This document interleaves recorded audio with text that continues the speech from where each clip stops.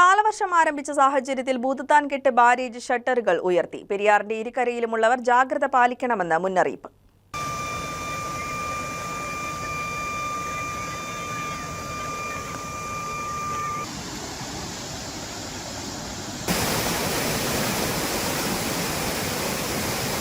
കാലവർഷം ശക്തമായതോടെ പെരിയാറിലെ ജലനിരപ്പ് ഉയർന്നു. ഭൂതത്താൻകെട്ട് ഡാമിന്റെ 4 ഷട്ടറുകൾ ഉയർത്തി. കൂടുതൽ ഷട്ടറുകൾ ഘട്ടം ഘട്ടമായി തുറക്കുമെന്ന് അധികൃതർ അറിയിച്ചു. രാവിലെ 8:10 സൈറൻ മുഴക്കിയ ശേഷമാണ് ഷട്ടറുകൾ തുറന്നത്. സെക്കൻഡിൽ 2 ലക്ഷം ലിറ്റർ വെള്ളമാണ് പുറത്തേക്ക് ഒഴുക്കുന്നതെന്നും തീരത്തുള്ളവർക്ക് ആശങ്ക വേണ്ട, ജാഗ്രത മതിയെന്നും PVIP assistant executive engineer Muhammad PK പറഞ്ഞു. സാധാരണ ജൂൺ ആദ്യവാരത്തോടുകൂടിയാണ് ഈ VVIP ഭൂതത്താൻകെട്ട് ഡാമിന്റെ ഷട്ടറുകൾ തുറക്കാറുള്ളത്. കാലവർഷം നേരത്തെ എത്തിയ സാഹചര്യത്തിലും കാലവർഷത്തിന് മുമ്പുള്ള മഴ തന്നെ ശക്തമായ സാഹചര്യത്തിലുമാണ് ഷട്ടർ തുറക്കേണ്ട സാഹചര്യം ഉണ്ടായത്. കൂടാതെ പരമാവധി ലെവലിൽ വെള്ളം സംഭരിച്ചുകൊണ്ടാണ് നമ്മൾ കനാലിലൂടെ ജലവിതരണം നടത്തുന്നത്.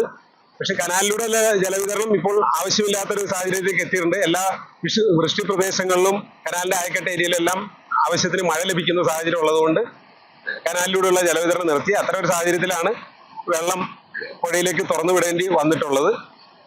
4 ഷട്ടറുകളാണ് ഇപ്പോൾ തുറന്നിട്ടുള്ളത്.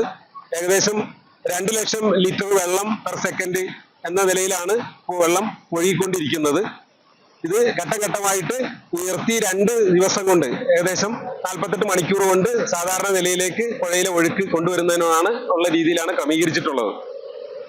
തീരത്ത് ഉള്ളവരെ സംബന്ധിച്ചിടത്തോളം യാതൊരു വിധ ആശങ്കയ്ക്കും വകയില്ല. കാരണം 2 ലക്ഷം ലിറ്റർ വെള്ളം ഇവിടെ തുറന്നു വിടുമ്പോൾ ഏകദേശം ഒരു 2 അടിയോളം വെള്ളം മാത്രമാണ് പെരിയാറിൽ ഉയരാൻ സാധ്യതയുള്ളത്.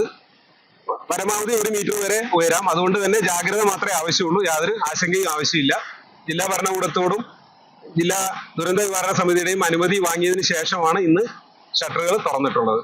കഴിഞ്ഞ 24 മണിക്കൂറിനിടെ നേര്യമംഗലത്താണ് ഏറ്റവും കൂടുതൽ മഴ പെയ്തത്. നേര്യമംഗലത്ത് 63 mm എന്നിങ്ങനെ മഴ ലഭിച്ചു. ഡാം തുറന്ന സാഹചര്യത്തിൽ പെരിയാറിന്റെ തീരത്ത് താമസിക്കുന്നവർ ജാഗ്രത പാലിക്കണമെന്ന് അധികൃതർ അറിയിച്ചു.